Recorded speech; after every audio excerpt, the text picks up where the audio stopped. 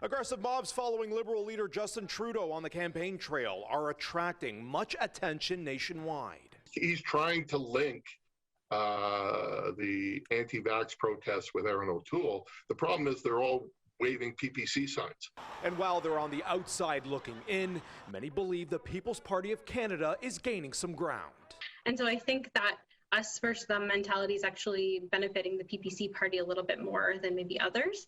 I'll be interested to see if it sticks at the polls. Political polls suggest the PPC are on par with the Green Party, and analysts believe they're unlikely to go away. Many are on Facebook groups like the Ontario Protests and Freedom to Assemble information page, where campaign stops have been shared. Lock him up!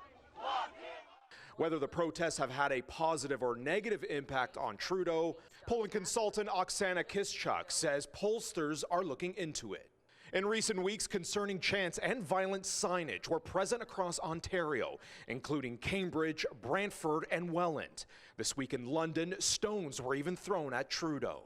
So, I mean, Trudeau is using them as a campaign strategy. Yesterday, the city of Burlington put out a joint statement condemning recent protests here at Joseph Brant Hospital. Last week, those against vaccines and lockdown stood outside the Burlington Hospital, prompting local officials to respond, calling the messages harmful, harassment, and misinformation targeted at healthcare workers, causing emotional distress, and adding they do not make policy.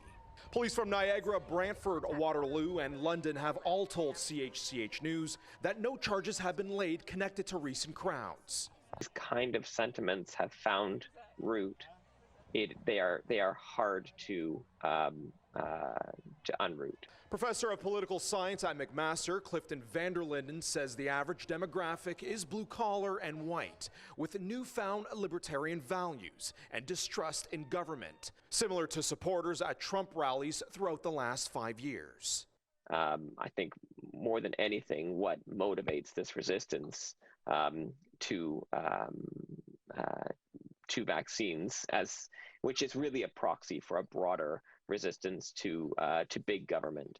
Jason Gaidola, CHCH News.